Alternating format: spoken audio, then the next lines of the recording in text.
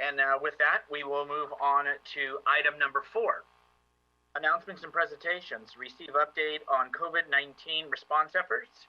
And we're going to turn this over to Jennifer Donald. Thank you. Good evening, Honorable Mayor and members of the City Council. My name is Jennifer Dianos, and I'm the Assistant to the City Manager for the City of San Bruno.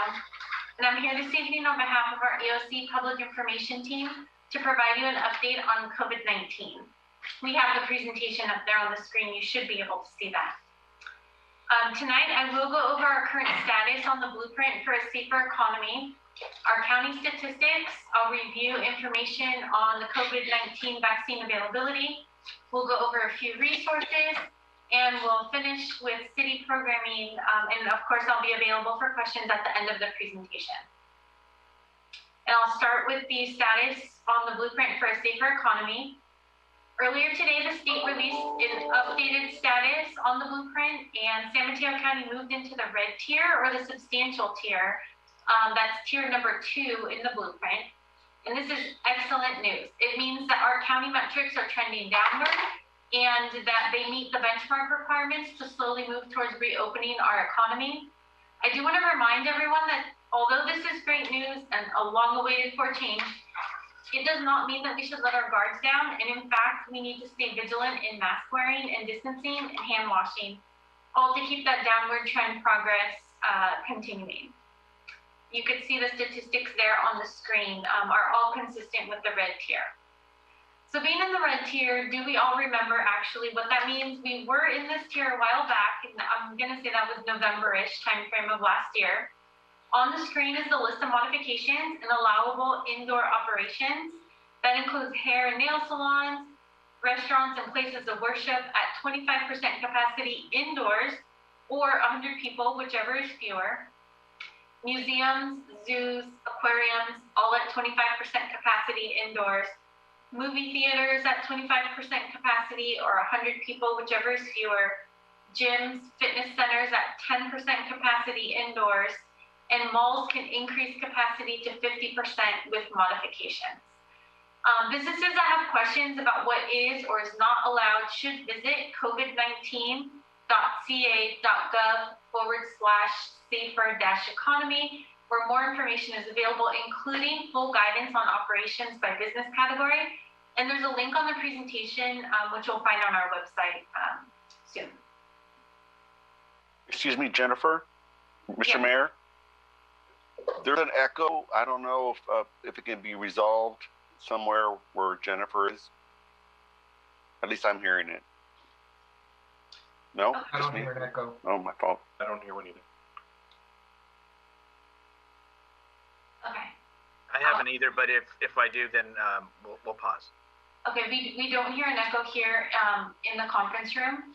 I'll continue, and if you continue to hear that, just stop us again.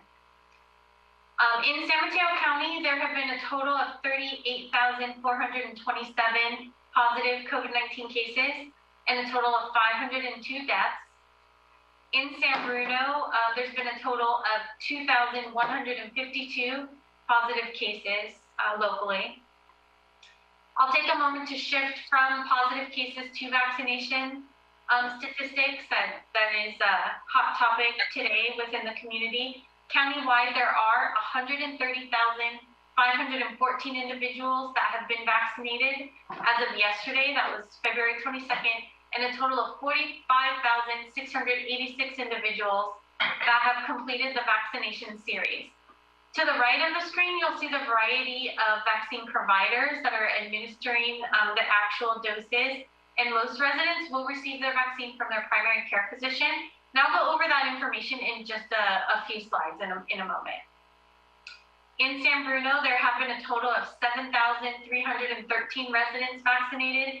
And it's worth noting that this and many other statistics are all available on the county health website, and which is updated rather frequently, and that's at smchealth.org. So back to COVID vaccine. Last week, the county partnered with SFO to hold a massive vaccination site. Unfortunately, due to the winter storms that regions in our country are dealing with, The county vaccine delivery has been delayed. Vaccine clinics have adjusted as needed and as supplies allow for eligible categories and those that are eligible to be vaccinated. The list for eligible categories are 1A, including healthcare workers, 1B, including those ages 65 and older, and as of yesterday, eligibility opened up for additional sectors, including teachers, childcare providers, first responders, and food and agricultural workers. It is recommended to sign up to receive notification for when you're eligible. It's the most convenient way to receive that information. It's through the state site, myturn.ca.gov, or through the county site at smchealth.org/COVID vaccine. Primary care physicians should still be your primary point of contact, and they may or may not have additional notification systems, so you should stay in touch with that primary care provider. And before I move to the next slide, I do want to remind the public that appointments are required in order to receive the vaccine, so it's important to make sure you have an appointment before heading to any clinic and potentially being turned away. The vaccine is free and is available to everyone as doses are allowed and become more available once your eligible category opens up, and that is regardless of your immigration status. So please sign up for the notification system and schedule an appointment as soon as you're eligible. Next, I will go over some information and resources. An important metric that is used in opening our economy is testing, and testing is important. And so it's one of the factors to continue our progress and is available at 2 locations in San Bruno and several other locations throughout the county. So I didn't list the details tonight. We have gone over them a couple of times, but there are 2 websites that can be used for resources. Our local website is sanbruno.ca.gov/local testing, or the county site for other locations outside of San Bruno, smcgov.org/testing. Both are useful links. And again, testing is free for those that live or work in the county. Next is the COVID-19 Tenant Relief Act. This bill extends the current residential eviction moratorium to July 1st, 2021, that previously expired on February 1st. This bill protects residential tenants from eviction based on non-payment of rent due to financial impacts of COVID. Tenant and landlord resources are available at landlordtenant.dre.ca.gov. And as a reminder, the City of San Bruno similarly enacted a temporary urgency ordinance for a commercial eviction moratorium that applies to commercial tenants and is in effect through March 31st, 2021. And for those residents that are eligible to participate in the Great Plates Delivered Program, the program has been extended through March 2021. This includes the county's commitment to cover funding should the program funding expire. This program has been extended on a few occasions and is for seniors.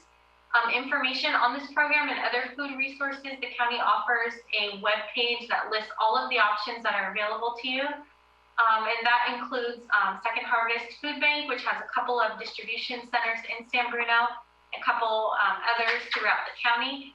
This is available at smcgov.org/food. For other senior resources for the San Bruno seniors in need, the San Bruno Senior Center offers referrals to resources that may be available to them, similar to the Senior Center Lunch Program and the Tax Preparation Program. Both of these programs are currently at capacity and very well utilized. But if you're a senior in need, you should feel free to outreach to our Senior Center to see what resources may be available to you.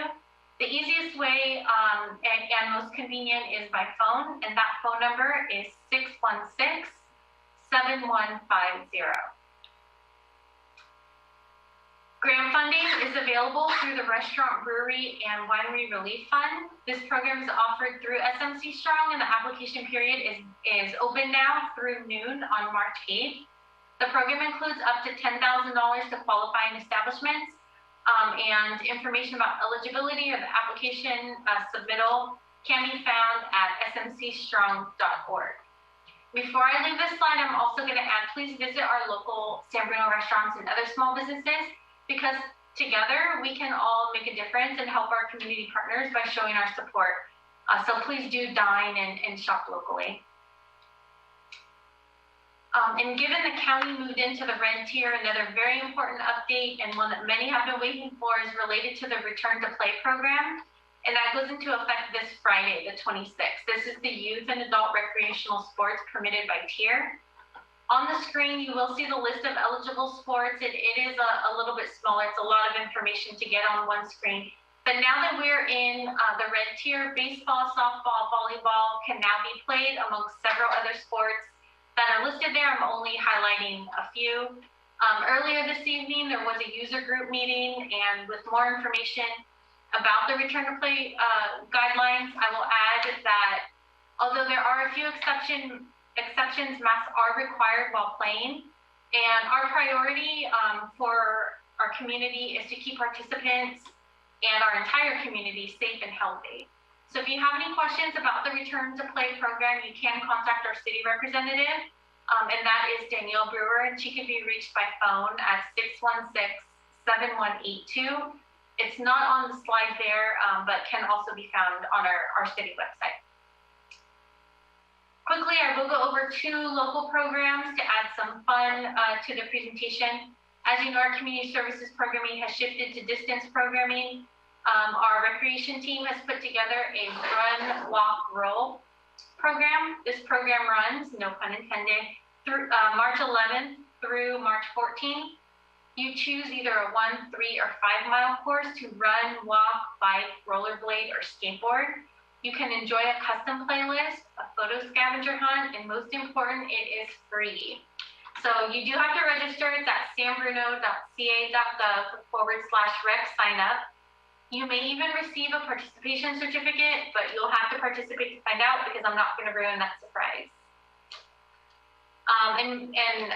Lastly, for community services, moving to our library team, the team is offering Dave Roach a jazz trio, and this is an opportunity to enjoy live jazz music over Zoom. This program is part of the San Bruno Library Winter Reading and the Art Series and is sponsored by the Culture and Arts Commission. So pre-registration is required. The website is on the screen. It's appointment.sanbrunolibrary.org, or you can call the library to make that reservation. And lastly, I could not end my presentation without a friendly reminder to sign up for SMC Alert. SMC Alert is our emergency notification system, and in an emergency, you will want to hear important information or updates, so please be sure to sign up.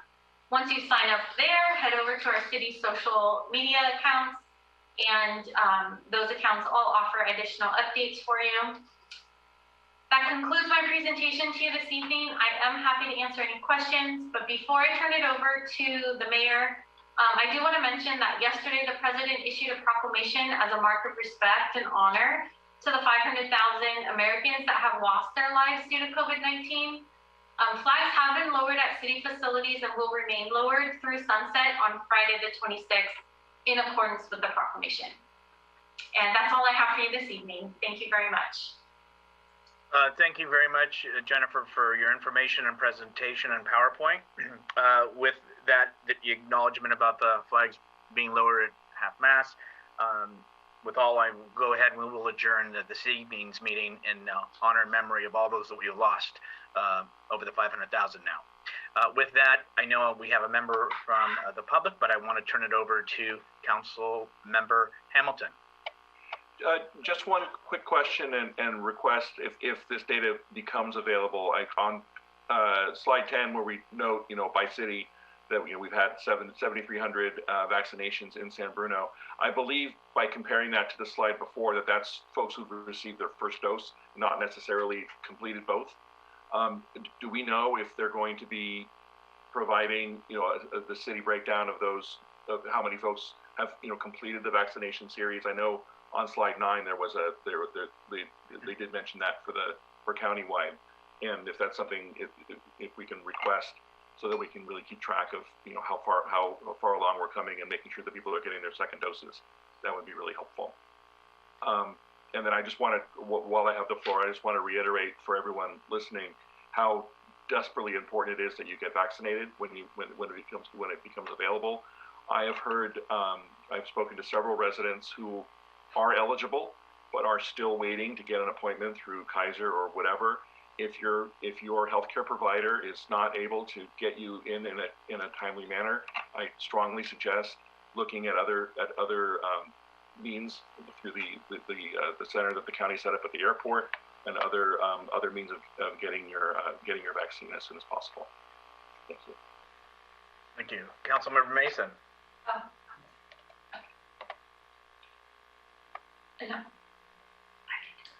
Councilmember Mason. Linda, you're on mute. I don't think she is. No, I'm sorry. I don't think she is on mute. Councilmember Mason, I believe your audio setup is not recognizing your headset. We can't hear you, no. Mr. Mayor, while Councilmember Mason works on her phone, I can address. I hear her. Oh, okay. I hear her laugh. Okay, you might hear my kids in the background, so we'll see. I just wanted to ask, thank you for the presentation as always. I did want to ask if the city of San Bruno is now focused on a reopening plan, so that as we improve in our situation, we are ready to reopen safely. For Councilmember Mason, I think that question can be answered on two separate levels. Reopening of city operations and city infrastructure. Absolutely, we have a reopening plan, and it is tiered based on the color-coded system that we're at.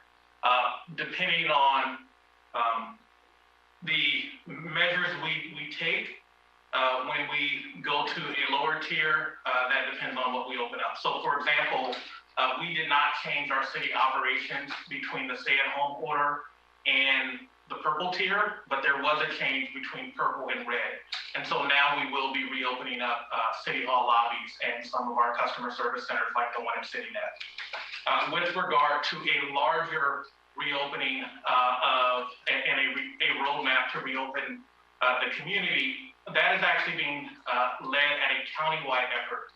There are groups at the county with individual city representatives that are developing a countywide reopening plan for all businesses. So there is a systematic process that happens from city to city. And we can provide an update on that plan at a later date. Okay, thank you. And then I also just wanted to say that I was asked by one of our supervisors to join the Vaccine Communications and Equity Working Group Committee for San Mateo County. So I just attended my first meeting on Thursday, and this is a result of seeing some of the inequities around the vaccine distribution. So for those of you who may not know, about 42% of those testing positive are Hispanic, but only 24% of San Mateo County is Hispanic. And so the numbers are pretty disparaging, but one of the areas that they talked about was how the vaccinations can be more equitable. So there is conversations around making them accessible 24 hours a day. There's conversations around making sure that the PSA announcements are going to the Spanish language channels and other language channels, along with radio and social media. So just as an FYI from my meeting, that's a report out. And then I just want to also say that that for anybody who may be watching, California State Assembly member Kevin Mullen hosted a really good live webinar last week entitled Protecting and Preserving Our Small Business Community. And he provided all of these different resources for small businesses. Sam Cita was there and they co-hosted with him. And I want to just give a shout out to a group called NovaWorks, www.novaworks, NovaWorks.org. And they essentially are a hiring hall, they act as a hiring hall or recruiting firm. They can help young people, elderly. They also said they help essential workers who may not speak English. They help techies. And their role is really to provide free services for those who lost their jobs during COVID to try to get back into the workforce as businesses reopen. So I was really happy to hear that. And then just lastly, I was really surprised to learn that the faith-based community does not have a preference right now in vaccinations. Our faith-based community has really stepped up when we needed them. They're the ones who have truly assisted our seniors, our disabled, our hungry, our cold. And so I just want to advocate that the faith-based community at some point get in line and should have been included, I think, in this group of preferences, but hopefully they're included in the next. So thank you so much. And we do, like I said, let's go to our person in the community who's been very patient. Paul Wapinski. Good evening. I have one question and a comment. My first thing on the My Turn website, it might be beneficial if someone could get them or see if it's possible to have them put estimates on there of when your group or your age group would be able to be eligible for the vaccine, whether that's, 2 months, 4 months down the road, whatever it is. It'd be nice to know if you just kind of put your age in or something and be able to see when you might be eligible for it or how long it would be for you to do that. And my comment is, when I go out for my run every day, I run past the Sneath Lane COVID testing site, and I almost never see anybody in there. Do we have any numbers on how many people are getting tested a day there? Because either it's a bad location or it's not advertised well. Because, like I said, I almost never see anybody in there. Thank you. Thank you for your comments. That is ran through the county on the Sneath, and it rotates to various sites from Fair Oaks, etc. I don't have any of those numbers, but I'm sure the county does. I just wanted to add something. This information came out after 5, so I'm sure it will be disseminated more. Sam Trans is going to be providing free bus rides to vaccination sites in San Mateo County, which begins Thursday. You do have to have an appointment. You do have to notify the bus driver upon you getting on the bus of that and show proof of that vaccination. But that press release went out up to 5 today, but I wanted folks to know so that there are opportunities in case you don't have that transportation mode and you have to go further than what you had planned. And back to the city manager or Jennifer Diaz. Mr. Mayor, let me just clarify one thing. With regard to the testing site at the church on Sneath Lane, that is no longer rotating. The county announced that it is a standard site open Tuesday through Saturday. And their operations have been going on for approximately 2 weeks, so there is a bit of a ramp up. That said, the city's testing site that occurs every Saturday, last Saturday, had approximately 106 people. And so we are continuing that test site because it receives high use. The site on Sneath Lane is only a drive-through site, whereas ours on Huntington Avenue takes walk-ups as well. Thank you for the clarification, and I do know Vice Mayor Medina has volunteered there on a few occasions, and I know I was there. But when it was doing the rotation, it was full. Every appointment was filled, and they only had about, I think, 9% of those that had appointments did not show, which is very good. Okay, again, thank you to all.